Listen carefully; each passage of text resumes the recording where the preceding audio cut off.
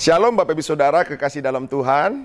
Hari ini kita merayakan hari kenaikan Tuhan Yesus ke surga. Sungguh kita berbahagia memiliki Allah yang begitu luar biasa, yang begitu mengasihi saya dan saudara.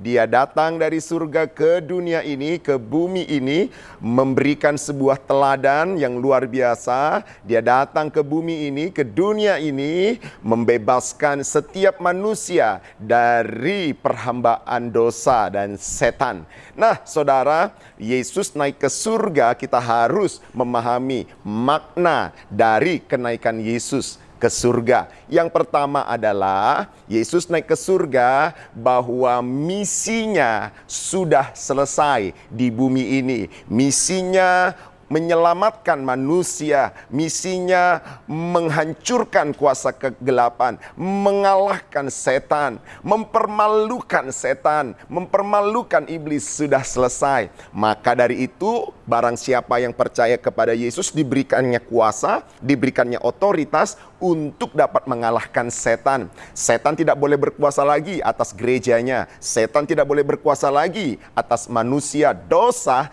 tidak ada kuasanya lagi. Tetapi Alkitab katakan, barang siapa ada dalam Kristus, dia menjadi ciptaan baru. Yang lama sudah berlalu dan yang baru datang. Pastikan saudara bahwa misi kedatangan Yesus ke dunia itu sudah selesai. Dan kita menerima kuasa itu. Dan saat ini jangan kalah lagi sama setan. Jangan kalah lagi sama dosa. Saudara harus tahu ada otoritas dan kuasa dalam diri saudara.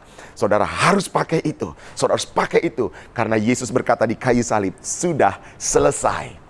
Poin yang kedua, makna dari kenaikan Tuhan Yesus ke surga adalah bahwa dia mau kerajaan surga itu dinyatakan di bumi ini. Maka dari itu sebelum dia naik ke surga, dia berkata, Roh Kudus akan dicurahkan ke atas kalian, kepada kalian. Sehingga ada kuasa, kalian akan menjadi saksiku dari Yerusalem, Yudea, Samaria, sampai ke ujung bumi. Nah saudara, ternyata makna yang kedua kita boleh mengerti adalah bahwa kita harus menghadirkan kerajaan sorga di bumi ini.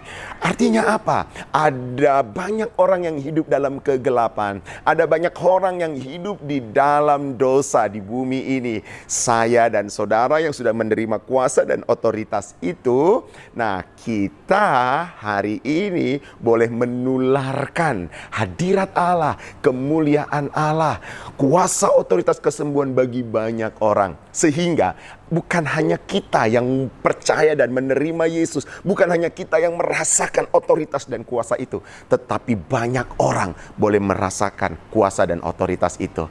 Lalu yang ketiga, yang terakhir adalah apa makna kenaikan Tuhan Yesus ke surga? Jelas saudara, akhir dari segala kehidupan di bumi ini sudah selesai. Tidak ada yang kekal di bumi ini. Yang ketiga adalah Yesus menyediakan tempat di surga bagi kita. Alkitab katakan ketika kita melayani dengan penuh setia, ketika kita melayani dengan sungguh-sungguh, maka dia memberikan mahkota kehidupan bagi kita di surga nanti. Ada jaminan surga bagi kita saudara. Nah saudara, hidup kita di bumi ini hanya sementara, tetapi hidup yang kekal ada di surga. Ketika kita percaya Yesus naik ke surga, dia adalah Bapa kita, dia adalah sahabat kita, dan Alkitab katakan aku menyediakan tempat bagimu.